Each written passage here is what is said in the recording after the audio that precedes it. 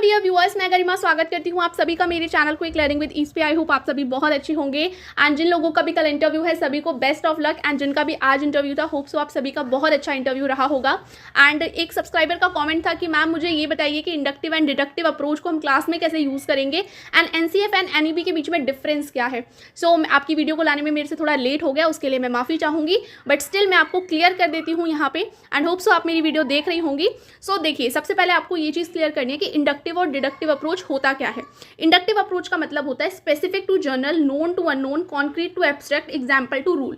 मतलब कि आप पहले कोई एक स्पेसिफिक बात बताओगे, उसके बाद आप उसे जनरल से रिलेट करोगे। ठीक है, कोई नोन चीज़ जो बच्चे पहले से जानते हैं वो चीज़ आप पहले बताओगे, उसके बाद बच्चों को अननोन कॉन्सेप्ट पे लेके जाओगे जो वो नहीं जानते।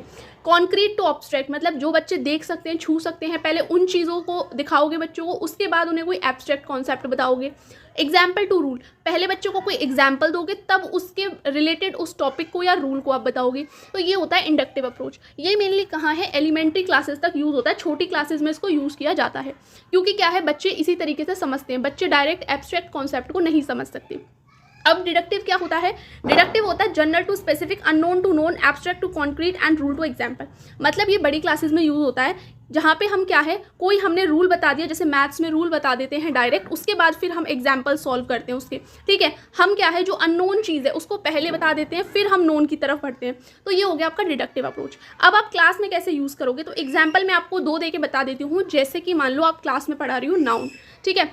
अब छोटी क्लासेस में आप डायरेक्ट ये नहीं बोल सकती क्लास में जाते इंट्रो में कि noun is the name of a person, place और थिंग। तो ये होता है बच्चों नाउन। अब हम देखते हैं इसके एग्जाम्पल। ठीक है, इस तरीके से आप बच्चे को पढ़ाएंगी तो वो एग्जाम्पल्स में जाके कंफ्यूज हो जाएगा। ठीक है, उसे क्लियर नहीं रहेगा कि आप राम को नाउन बोल रही हो, ट्री को भी नाउन बोल रही हो, पेंसिल को भी नाउन बोल रही हो, तो कैसे, वो नहीं समझा इस चीज़ को। लेकिन आप कैसे इंट्रो दोगी, यहाँ पे आपने बच्चों से पूछा कि बच्चों आपको क्लासेस में जो भी चीज़ें दिख रही हैं क्लास के अंदर, आप सबको मुझे नाम बताओ।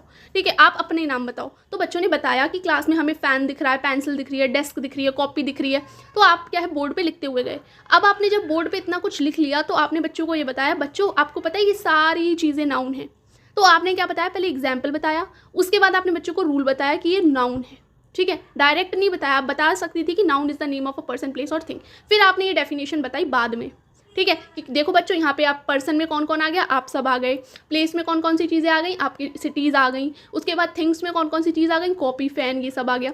तो ये चीज़ होती है इंडक्टिव। ठीक है, सेम अगर आप डिडक्टिव की इसमें बात करो तो आपने बच्चों को डायरेक्ट क्लास में बड़ी क्लासेस में जाके बता दिया कि नाउन की डेफिनेशन ये होती है, प्रोनाउन की डेफिनेशन ये होती है, इसके बाद आप उसके एग्जाम्पल्स ले रहे हो। ठीक है, तो ये क्या हो जाता है डिडक्टिव अप्रोच।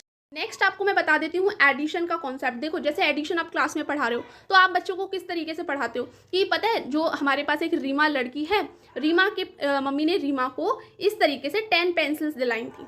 ठीक है, चलो, और उसको दिलाए थे 20 आपको रबड़ दिलाए थे। ठीक है, 20 इस तरीके से रबड़ दिलाए थे। तो अब हम देखते हैं कि टोटल रीमा के पास कितना सामान है। तो आप फिर गिनना सिखा रहे हो बच्चों को, तो बच्चों को सिखाया आपने कि टोटल 10 पेंसिल हो गई, 20 इरेजर हो गई, तो 30 हो गई है।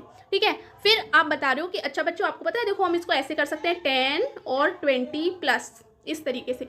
आप ये सोचो आपने ये चीज़ ना बताई होती, डायरेक्ट यहीं से शुरू करते आप, तो ये क्या होता है डिडक्टिव होता है कि आपने क्या है सिर्फ सीधा रूल बता दिया बच्चों को, आपने एग्जाम्पल नहीं कराए।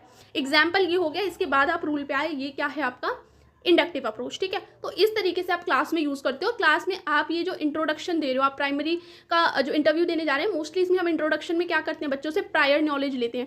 तो ये सारी चीज़ें आपके इंडक्टिव अप्रोच में ही आती हैं। ठीक है, तो परेशान या घबराने की जरूरत नहीं है कि मैं इंडक्टिव या डिडक्टिव में, आप बिल्कुल भी परेशान मत हो, आप इंडक्टिव अप्रोच से पढ़ा रहे हो। आप हर चीज़ के पहले एग्जाम्पल लेते हो। ठीक है, पहले उनसे रिलेट करने की कोशिश करते हो, तभी तो कोई रूल बताते हो, तो वो क्या है आपका इंडक्टिव अप्रोच। ठीक है, नेक्स्ट अब आपको मैं क्लियर कर देती हूँ एनईपी और एनसीएफ में क्या डिफरेंस है। देखो एनईपी क्या है, एनईपी है आपकी गाइडलाइन फिलोसफी की तरह, गाइडर की तरह समझ लो इसे। ठीक है, कि ये आपको बताएगी कि अगर आप ऐसा करोगे तो ऐसा होगा। ठीक है, अगर आप ये चीज़ करोगे तो आपको जाके आगे ये चीज़ हो जाएगी।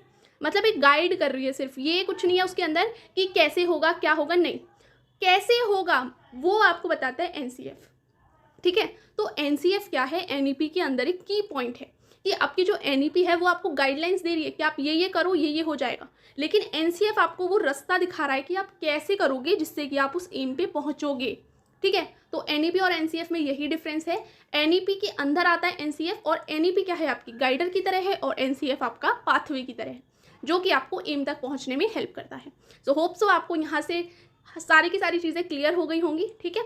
एंड होप सो आपको वीडियो भी समझ आया होगा, और जो भी लोग मेरे वीडियो देख रहे हैं उनको भी कॉन्सेप्ट क्लियर हो गया होगा।